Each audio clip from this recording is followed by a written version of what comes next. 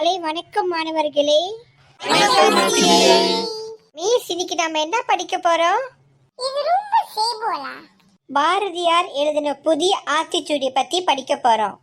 ஆத்திச்சூடியா? Miss, எனக்கு தெரியும் miss. எனக்கு தெரியும். தெரியுமா? சொல்லுங்க.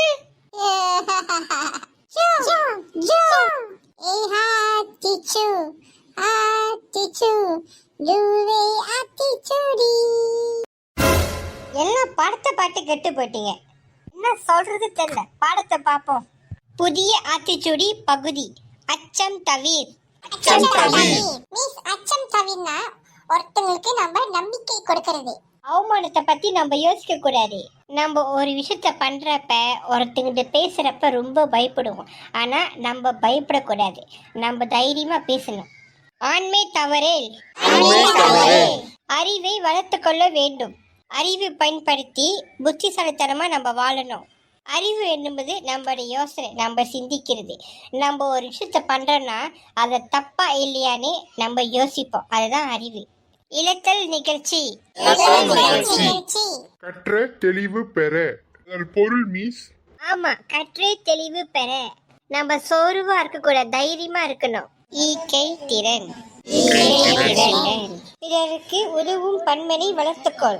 மற்றவங்களுக்கு நம்ம உதவி செய்யறது ரொம்ப நல்லது. நம்ம மற்றவங்களுக்கு செய்யற உதவிதான் நம்மளுக்கு நல்லது நடக்கும். மிஸ், எனக்கு உதவி பண்றதுல ரொம்ப பிடிக்கும். உடலினை உறுதி செய். உடலை ஆரோக்கியமாக வைத்துக்கொள். மிஸ், நம்ம எக்ஸசைஸ் செய்யணும் மிஸ். ஆமா, நம்மளுக்கு உடற்பயிற்சி ரொம்ப முக்கியம்.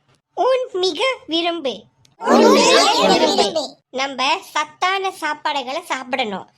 ரொம்ப பழ வகைங்க, ரொம்ப சைடு வகைங்களாம் சாப்பிடணும்.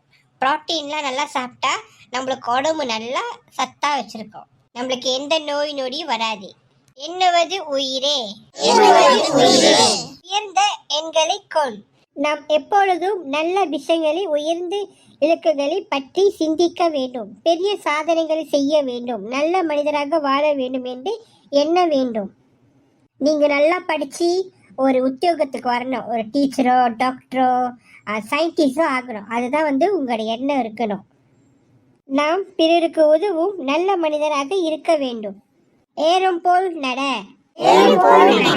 மிஸ், மலை ஆடு உயரமான மலையில் தைரியமாக ஏறுவது போல நாம் நம்பிக்கையுடன் வாழ்க்கையை முன்னேற வேண்டும். இப்ப நான் சொல்றேன். கணிதம் கடினமாக இருந்தால் முயற்சி செய்ய கற்றுக்கொள்வது ரொம்ப நல்லது. நம்ம ஒரு விஷயத்தை தோத்தாலும் நம்ம மறுபடியும் ஜெயிப்போனே நம்ம அதை பற்றி நம்ம யோசிச்சு முன்னுக்கு சாதிச்சு முன்னுக்கு வரணும்.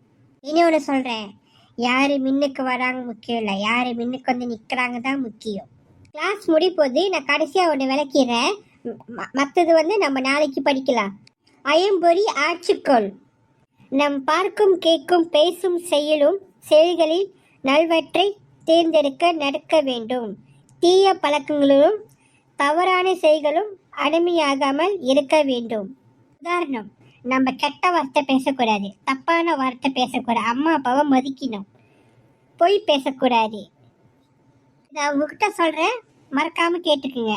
நம் கண், காது, மூக்கு, நாக்கு, தோல் ஆகிய ஐம்பெறிகளையும் நல்ல வழியில் பயன்படுத்தி தவறான செயல்களை தவிர்க்க வேண்டும். கிளாஸ் முடிஞ்சிருச்சு இன்னைக்கு. நாளைக்கு இதே சப்ஜெக்ட் நாளைக்கு சம்பவம் பண்ணுவோம்.